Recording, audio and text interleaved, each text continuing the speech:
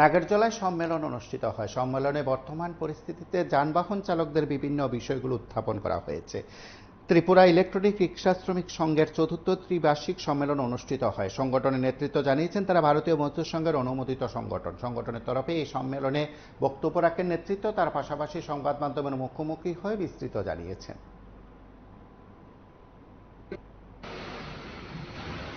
আজকে যে ইলেকট্রনিক রিক্সা শ্রমিক সংঘ, এই যে সংগঠনটা ত্রিপুরা রাজ্যে কাজ করছে, আজকে চতুর্থ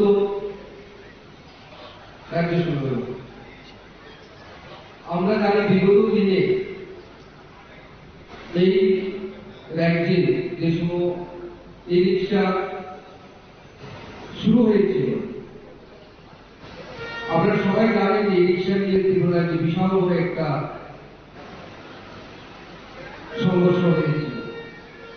বিগত সরকার থাকতে আমাদের যে রিক্সা ত্রিপুরা রাজ্যে চালু হয়েছিল, সেটা ই রিক্সা কোনো সময় রেজিস্ট্রেশন হয়নি।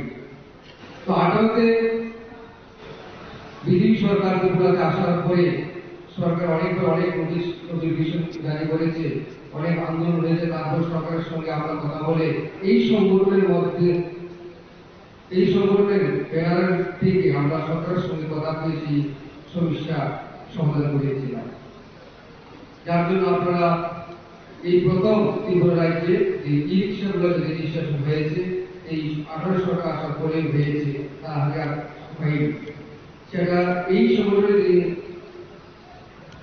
নেতৃত্ব ছিলেন তাদেরকে নিয়ে আলোচনা হয়েছিল। আজকে এই নেতৃত্বকে নিয়ে আজকে এখানে সম্মেলন চলছে এবং আপনারা সবাই এখানে আছেন, এটা আমি অত্যন্ত খুশি।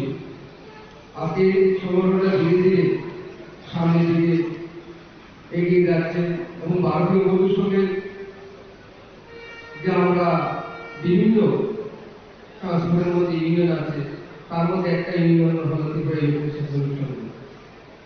আজকে গত 5 বছরে এই রিক্সা ত্রিপুরা রাজ্যে যা ছিল আমরা জানি এখন আরো অনেক বেড়ে গেছে এবং এখন মধ্যে থেকে ইলেকট্রিক অটো, আগে এই রিক্সা ছিল ইলেকট্রিক অটো অনেক বেড়ে গেছে। তাই আমরা ইলেকট্রিক অটো বাড়াতে আমাদের অনেক জায়গায় অনেক সমস্যা হচ্ছে। তা নিয়েও আমরা সরকারের সঙ্গে অনেকবার আমরা কথা বলেছি, মেমোরান্ডাম দিয়েছি। এই সম্মেলনের মাধ্যমে আমরা সিদ্ধান্ত করব কিছু, যে আগামী দিন যে আমাদের যে ফুয়েল চেঞ্জের যে ব্যাপারগুলো আছে, আগে ছিল সিএনজি অটো ছিল, পেট্রোল অটো ছিল, সিএনজি এসছে, বেশিরভাগ জায়গায় সিএনজি হয়ে যাচ্ছে।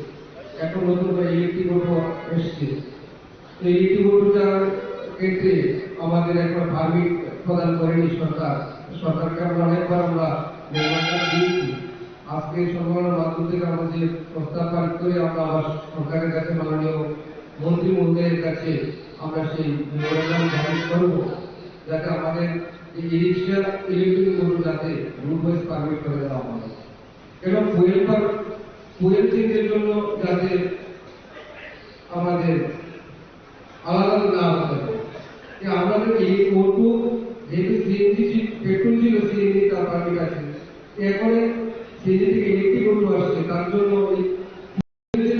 যাতে রুলস চেঞ্জ দেওয়া হয়, তার জন্য সরকারের কাছে আবেদন করবো, সবাই মাধ্যমে সবার পক্ষ থেকে আবেদন করবো।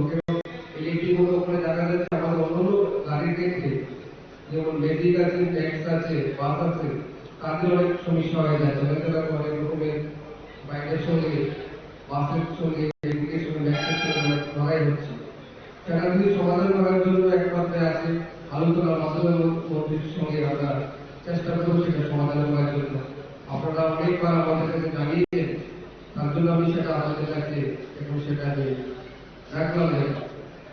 এবং এরকম ধরনের যে বিষয়গুলো আছে, আমাদের বড় কিছু অটো ই রিক্সা আছে যারা এখনো যারা অনেক ভুল তারাও তবে সরকারের সঙ্গে কথা বলে দেখবো আমরা রেজিস্ট্রেশন করে ই রিক্সা থেকে পুরো কনভার্ট করে দেয় ওর মধ্যে। এই রিক্সা যারা চলতে গেলে অনেক সময় আছে, ধীরে ধীরে কিন্তু সব কিছু আমাদের স্মার্ট জগতে এসে গেছে। আমাদের ভারতীয় মজদুর সংঘ অনুমোদিত ত্রিপুরা ইলেকট্রনিক রিক্সা শ্রমিক সংঘের চতুর্থ ত্রিবার্ষিকী সম্মেলন আমরা প্রতিনিধিদেরকে নিয়ে অতীব আনন্দের সাথে এবং উৎসাহ উদ্দীপনার সাথে করছি। আমরা রাজ্যবাসীর কাছে আমাদের এই বার্তায় পৌঁছাতে চাই, আগামী দিন যেন আমরা আরও যাত্রী পরিষেবা আরও সুন্দরভাবে দিতে পারি এবং এইসব বার্তা নিয়ে এবং আমাদের সাংগঠনিক রীতিনীতি এবং বিশেষ কিছু কর্মসূচি নিয়ে আমরা 3 বছরের কর্মসূচি আজকে এখানে প্রতিপালন করার জন্য আমরা তৈরি হচ্ছি। কে রয়েছে কে রয়েছে পরিচালক মঞ্চে কে রয়েছে? আমার ডান পাশে আছেন আমাদের ভারতীয় প্রাইভেট ট্রান্সপোর্ট মজদুর মহাসংঘের ক্ষেত্রীয় প্রভারী শ্রী অসীম দত্ত মহাশয় এবং পাশাপাশি তিনি আমাদের ভারতীয় প্রাইভেট ট্রান্সপোর্ট মজদুর মহাসংঘের ত্রিপুরা প্রদেশের সাধারণ সম্পাদক। আমার ডান পাশে আরও উপস্থিত আছেন ভারতীয় মজদুর সংঘের ত্রিপুরা প্রদেশের সভাপতি সহসভাপতি অজিত গোস্বামী মহাশয়।